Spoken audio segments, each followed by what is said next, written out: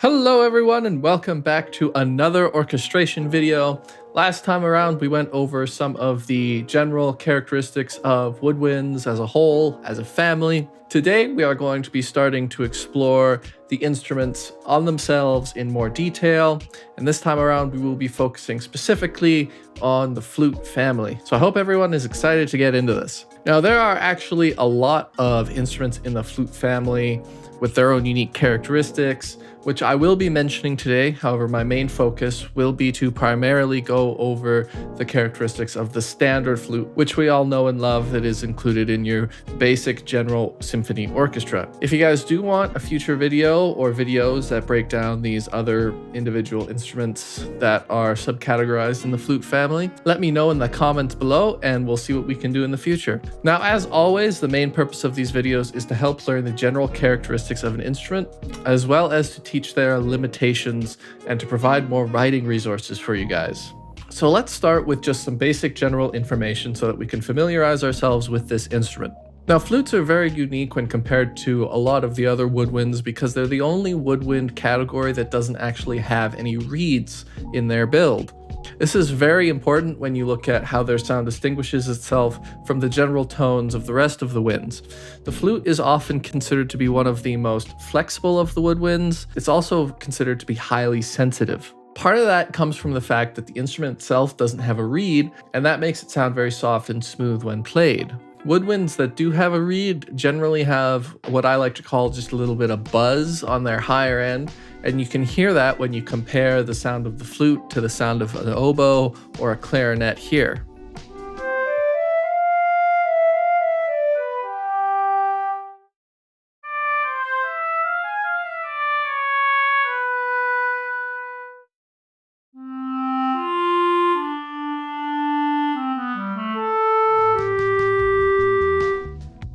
The general range of a standard flute is from C3 to F5, or this range on your keyboard, but you can actually get an extension to flutes called a B foot, which can extend the range down to that B below middle C. An extremely practiced and skilled musician will actually be able to produce tones up to D6, but it's very important to note when you're writing for these higher ranges that pretty much any note above or around A5 is going to be a lot harder for the musicians to produce just because of the high range. Now, of course, these characteristics and ranges are primarily for your standard flute, and they won't apply to the piccolo or the alto flute or the bass flute. They have different ranges and general characteristics as well. The flutes, just like any other instrument, also have a unique characteristic for each range that you play them in. Previously, when we went over all of our different string instruments, we discussed how some instruments sound warmer in different ranges and some instruments sound shrill or dull in other ranges. It's the same concept, and you're going to find something like that in pretty much every instrument on the planet. The lower tones for the woodwind between about C3 to G3 are very lush and they are very smooth, but it's also considered generally very weak. This sort of range won't stand out above the rest of your orchestra. It will blend in and mesh nicely with your other instruments, but it's not generally a range used for something that you want to shine above everything else, such as a lead melody.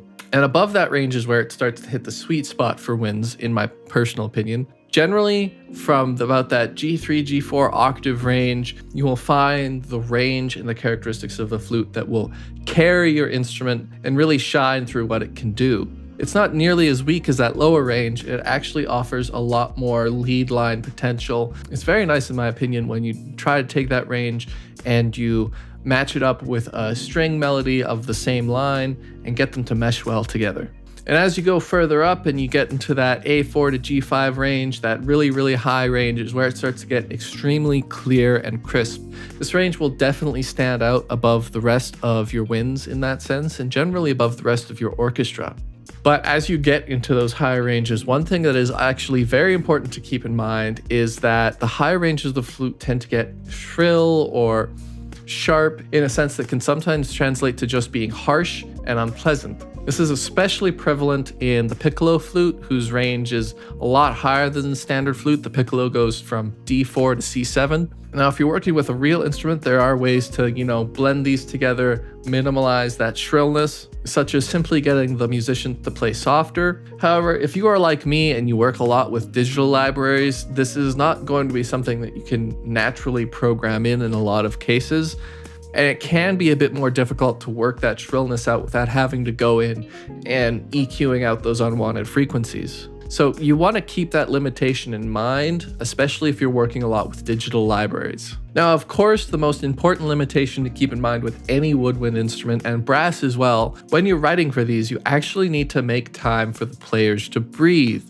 Woodwinds use the wind from the player's lungs. Keep that in mind. The players will need to breathe and naturally pause for rests, so you need to be able to write for those in your different woodwind sections. Now that we are armed with some of this general information as well as these more important limitations, we can start to explore writing for the instruments themselves. One thing I actually want to touch on a lot is the use of solo flutes with an accompaniment.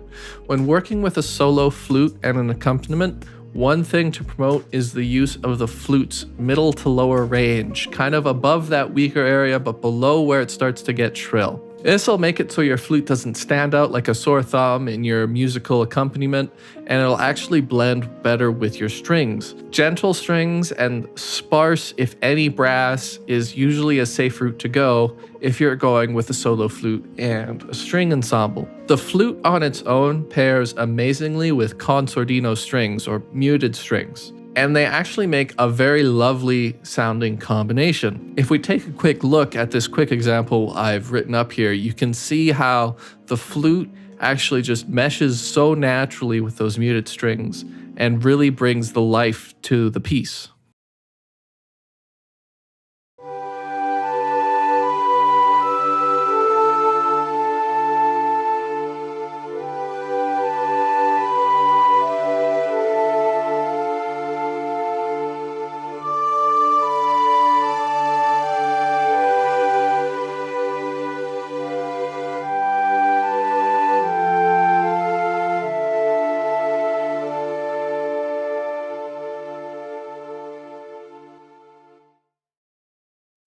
Of course, you have to think of these as just guidelines, as they are really just different options for you to explore and different techniques for you to try out to find out what works best. As my music teachers always told me, feel free to experiment. In fact, it's encouraged, so don't be afraid to try something that goes outside of this box. Now, when you're writing for a flute with ensemble strings, on the other hand, it's not necessarily that you want the flute to mesh with the strings. That really depends more, again, a lot on personal preference and what you want to explore. If you want your flute to shine out and take the main lead, consider using that higher range that sits above the rest of the orchestra and really outclasses the rest of the winds and the strings. And again, if you want your winds to kind of take over the lead, it's generally a good idea to avoid using big brass pieces unless you want to sort of alternate between a wind lead and a brass lead, or find some way for them to alternate that is different.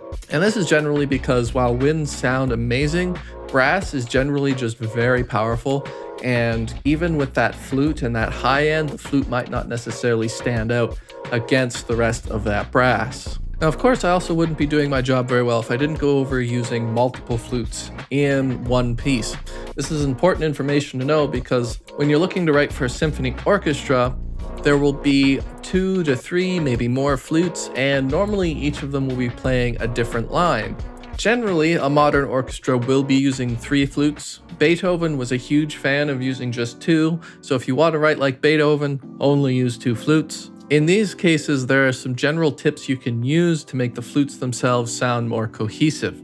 You can double them at octaves, have them play parallel intervals, or you can have them play separate parts entirely that form sort of a cohesive structure to your piece. One option that is actually extremely popular, not just in winds but in all instruments, is something called a call and response form of writing. In this case, that would be where you take one flute and it plays a line, and then as that line's fading out, the second flute takes up either the same line or a different one and responds to that first line, and you keep going. This particular technique is very useful if you want players to be able to catch their breath properly, because while one instrument is finished the call and another instrument is responding, the musician of that first flute will have plenty of time to catch their breath, refill their lungs, and get ready to go. It's actually a very common tool that is used in more difficult sections of music. The flute is an amazing sounding instrument, but it does have the requirement, again, that its players need to regularly breathe. Make sure you always keep that in mind. Now this video is getting a little longer, guys, so for now I'm going to leave it here. If you guys do want a more practical breakdown of the other flute instruments, being the piccolo flute, the alto flute, and the bass flute, let me know in the comments below. They are also very lovely instruments, and I hope we do get the chance to explore them. I hope you guys found this video informative and helpful as always.